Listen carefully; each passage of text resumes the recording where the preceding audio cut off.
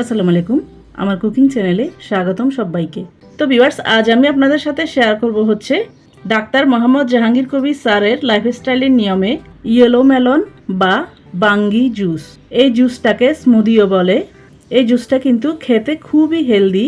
প্রচণ্ড গরমে এরকম এক গ্লাস বাঙ্গি জুস বা ইয়েলো মেলন স্মুদি যদি খাওয়া যায় তাহলে শরীরে সতেজতা ফিরে আসবে, শরীর এনার্জিতে ভরপুর হয়ে যাবে, আর পেটটাও ঠান্ডা থাকবে, মন প্রাণ একদম সতেজতায় ভরে উঠবে।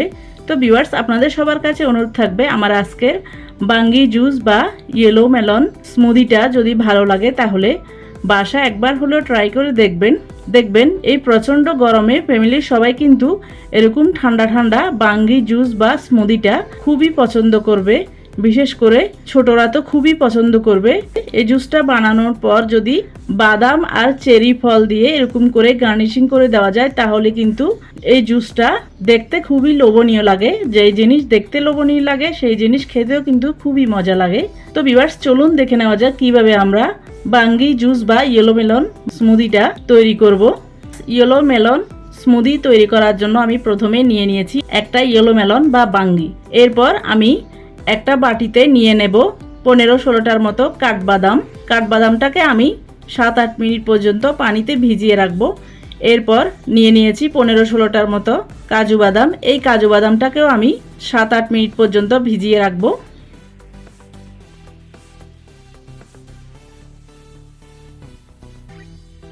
এরপর আমি নিয়ে নেব আখরোট। এখানে আমি 1 মুঠো পরিমাণ আখরোট নিয়েছি। এই আখরোট, কাঠবাদাম, কাজু বাদাম এই 3টা উপকরণই দুধের স্বাদ ও ফ্লেভার নিয়ে আসবে। যেহেতু আমরা জেক লাইফস্টাইল করছি, আমরা এখানে দুধ ব্যবহার করব না। এই স্মুদিটা আমরা বাদাম দিয়ে তৈরি করব, আর এই বাদামগুলো থেকেই দুধের স্বাদ আসবে। তো ভিউয়ার্স, দেখতে পাচ্ছেন কথা বলতে বলতে আমি আখরোটের মধ্যেও পানি দিয়ে ভিজিয়ে রেখেছি। এই সবগুলা বাদাম আমি 7-8 মিনিট পর্যন্ত ভিজিয়ে রাখবো। এরপর আমি এই ফাঁকে ইয়েলো মেলন বা বাঙ্গিটা কেটে নেব।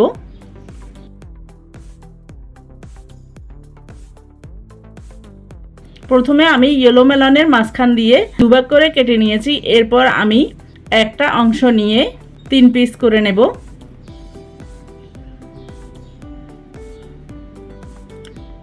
ছোট ছোট করে পিস করে নিলে এই বাঙ্গির খোসাটা ছাড়াতে খুব সুবিধা হয়, এজন্য আমি ছোট ছোট করে 3টা স্লাইস করে কেটে নিয়েছি। এরপর আমি উপর থেকে বিচিগুলাকে উঠিয়ে নেব। এই বিচিগুলা কিন্তু খুবই হেলদি। ঠিক যেমন মিষ্টি কুমড়োর বিচি খাওয়া যায় ওই রকমভাবে এর বিচিগুলাও খাওয়া যায়, এজন্য আমি এই বিচিগুলা ফেলবো না। ভালো করে পানি দিয়ে ধুয়ে শুকিয়ে নেব। তো ভিউয়ার্স, দেখতে পাচ্ছেন আমি কিভাবে বাঙ্গির খোসাটাকে ছাড়িয়ে নিচ্ছি। লক্ষ্য রাখবেন যাতে খোসাটা ফেলানোর পরে সাদা অংশ থাকে, ওই সাদা অংশটা না থাকে, তাহলে কিন্তু এর জুসটা তিতা হয়ে যাবে।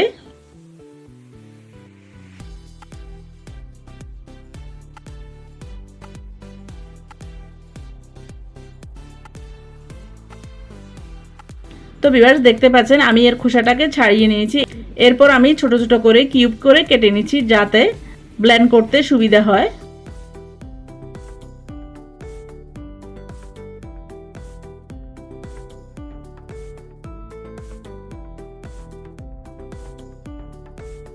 তো ভিউয়ার্স, দেখতে পাচ্ছেন কথা বলতে বলতে আমি 3টা অংশই কেটে নিয়েছি ছোট ছোট করে কিউব কিউব করে। এরপর নিয়ে নিয়েছি একটা ব্লেন্ডার জারে আমি দিয়ে দিচ্ছি কাঠবাদাম।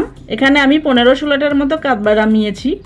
এরপর দিয়ে দিচ্ছি 15-16টার মতো কাজু বাদাম, দিয়ে দিচ্ছি 1 মুঠো পরিমাণ আখরোট। এই সবগুলো বাদাম আমি অফ স্কিনে ভালো করে ধুয়ে নিয়েছি। এরপর আমি দিয়ে দেব বাঙ্গি বা ইয়েলো মেলন।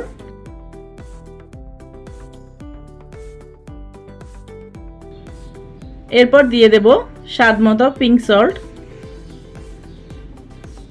এরপর দিয়ে দেব 3 টেবিল স্পুন পরিমাণ মধু। এখানে আপনারা মিষ্টিটা খেজুর থেকেও নিয়ে আসতে পারেন, আমি মিষ্টিটা মধু থেকে নিয়ে আসব। খেজুরটাকে প্রথমে ভিজিয়ে খেজুরের বিচিটাকে ফেলে দিয়ে যতটুকু পরিমাণে মিষ্টি খেতে চান ততটুকু পরিমাণে খেজুর আপনারা বাড়িয়ে কমিয়ে নিতে পারেন, তাহলেও এর মিষ্টিটা চলে আসবে। এরপর আমি দিয়ে দেব ফ্রিজের ঠান্ডা পানি। এখানে আমি 1 কাপ পরিমাণ পানি দিচ্ছি, বেশি পানি দিতে যাবেন না, তাহলে কিন্তু ব্লেন্ড করতে গেলে সবগুলো ছিটকে পড়ে যাবে। এজন্য অল্প পরিমাণে পানি দিয়ে 4-5 বার করে রেস্ট নিয়ে সবগুলো উপকরণ একদম স্মুথভাবে ব্লেন্ড করে নেব।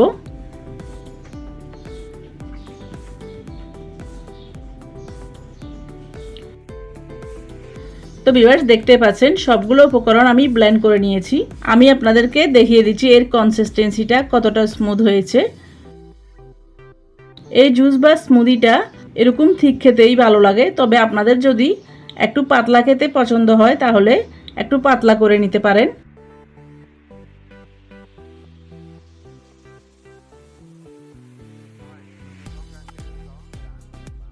এরপর আমি এই জুস বা স্মুদিটা সার্ভ করার জন্য নিয়েছি 2টো গ্লাস। এরপর আমি গ্লাসে দিয়ে দিচ্ছি 3-4 টুকরো করে আইস কিউব। 2টো গ্লাসে আমি আইস কিউব দিয়ে দিয়েছি। এরপর আমি দিয়ে দিচ্ছি স্মুদি বা জুস, এটাকে আবার মিল্কশেকও বলা যেতে পারে, কারণ আমি বাদাম থেকে দুধের স্বাদটা নিয়ে এসেছি।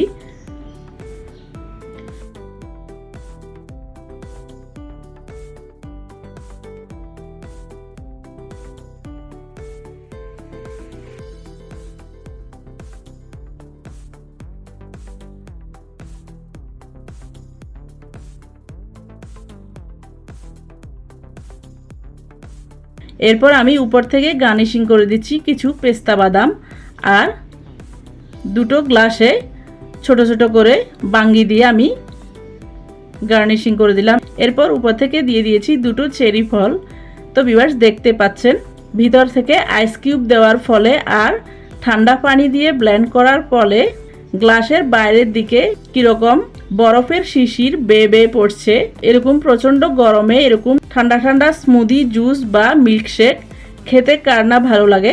তো ভিউয়ার্স আপনাদের সবার কাছে অনুরোধ থাকবে, আমার আজকের বাঙ্গি বা ইয়েলো মেলন মিল্কশেক, জুস বা স্মুদিটা যদি ভালো লাগে তাহলে বাসায় একবার হলো ট্রাই করে দেখবেন। আর রেসিপিটি যদি আরও ভালো লাগে তাহলে আমার চ্যানেলে কমেন্ট বক্সে কমেন্ট করে জানাবেন। আর কোনো নতুন রেসিপি পেতে চাইলে আমার চ্যানেলে কমেন্ট বক্সে কমেন্ট করে জানাবেন, আমি আপনাদের সাথে অবশ্যই শেয়ার করার চেষ্টা করব। তো ভিউয়ার্স আবারও আমার রেসিপিটি ট্রাই করার অনুরোধ জানিয়ে আমার চ্যানেলকে লাইক, কমেন্ট, শেয়ার ও সাবস্ক্রাইব করার অনুরোধ জানিয়ে আজকের মতো এখানে বিদায় নিচ্ছি। আবার দেখা হবে নতুন কোনো ভিডিওতে নতুন কোনো রেসিপি নিয়ে। সে পর্যন্ত সবাইকে আসসালামু আলাইকুম, আল্লাহ হাফেজ।